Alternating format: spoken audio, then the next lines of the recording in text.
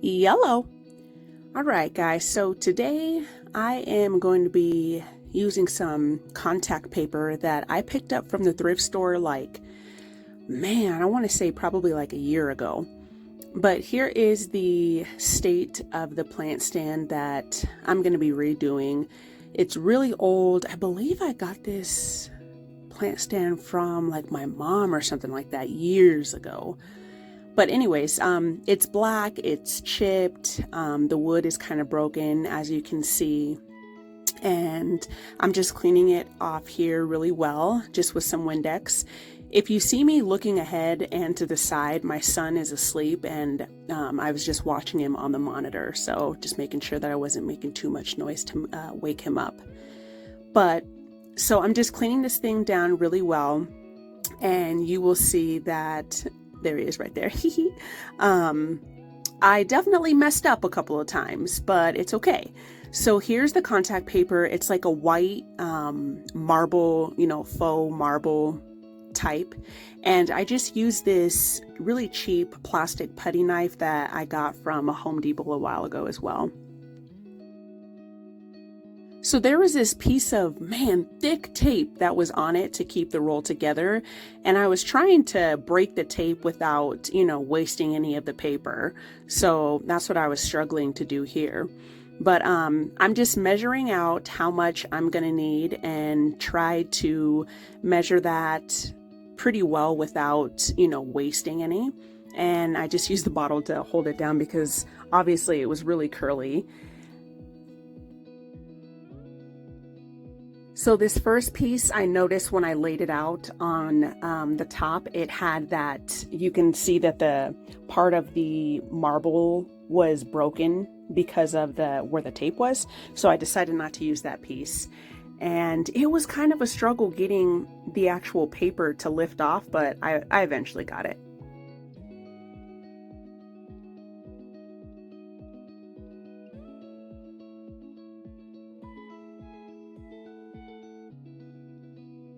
So once I finally got the paper, the adhesive off, I start on the very edge and start peeling towards the edge.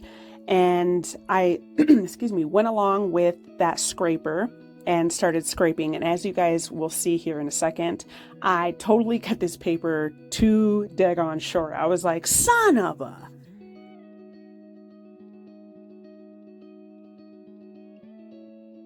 But that's all right. That's the beauty of contact paper and paint. If you mess up, you can always repaint over it, pull off the contact paper, start again.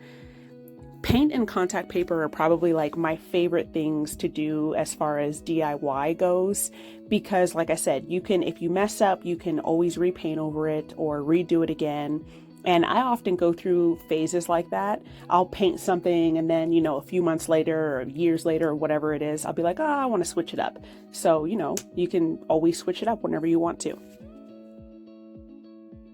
I got the paper laid down and I noticed, as you can see, there's a bump here, and I tried lifting it up, but it wasn't giving. And I didn't want to waste more of it. So I was like, okay, let me just see if I can try and scrape it out. And unfortunately, that did not work, but it's okay. Not everything's gonna be perfect, especially when you're doing things yourself. I tried my hardest to scrape it out and lift it up again, but it was a done deal. Once that crease was made, it wasn't coming back up. So I was like, okay, that's fine. I'll just work around it. But I'm just sealing off using the plastic putty to seal it really well. And as you can see here, this is the line that it created. Like I said, I tried lifting the paper back up, but it wasn't giving, and I was just like, it's all right.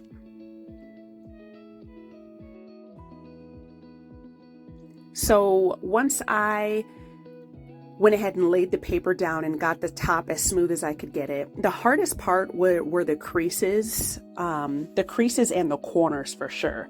But the way that the plant stand it kind of creases twice. So I really wanted to make sure that the creases adhered to where they were. So I was just going along and making sure that I got that really well with the putty knife, and that it was even on all of the sides. So that's what I'm doing here. I went and creased that first crease really well, and then I smoothed it along towards the bottom and cut the paper so that that paper wasn't getting in my way. And in this next clip, I zoomed in so you guys could see like what I was talking about as far as getting the creases. And sorry for my big old head, watermelon head in the way, but this was like the hardest part. The corners, I didn't know what to do. I didn't know whether I should like cut up all the way into it so that it was diagonal and then like push the creases together. But I just decided to smooth the edges all the way down and just kind of fold it over. And I'll show you at like one of the last clips, you'll kind of see what I'm talking about. And some of the paper, like on one of the corners, it did split. I tried to peek it together as best I could, but I didn't want to keep on tugging it because it was going to split even more.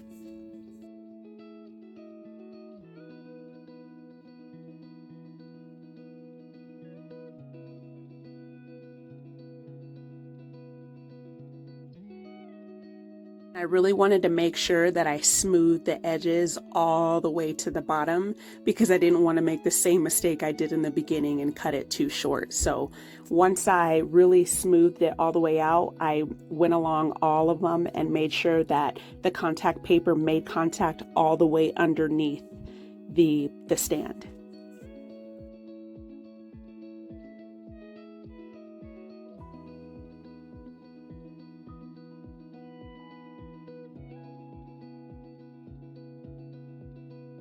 And once I made sure that the paper made contact with the very bottom, I folded it under and just used the scissors to, crease the paper so that it would lift up really easy. And that part actually, it wasn't hard.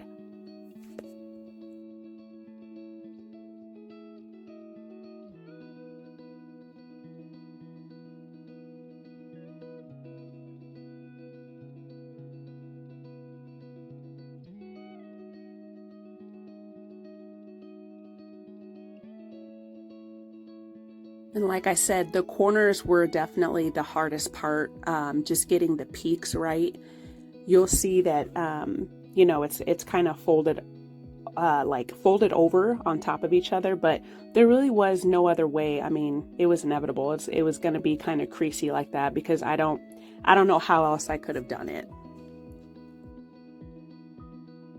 And I'm just cleaning up my mess really quick, and here is the reveal.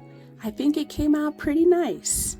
I'll zoom in here, not zoom in, but just show you guys like the crease part and what I was talking about. As you can see on the corners, it's kind of like folded, but I think it blended pretty well. I mean, you can't really see it unless you're super up close.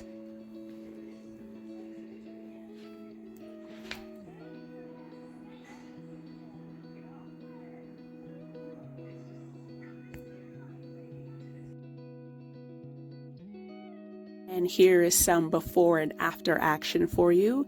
Thank you guys so much for watching. I appreciate it.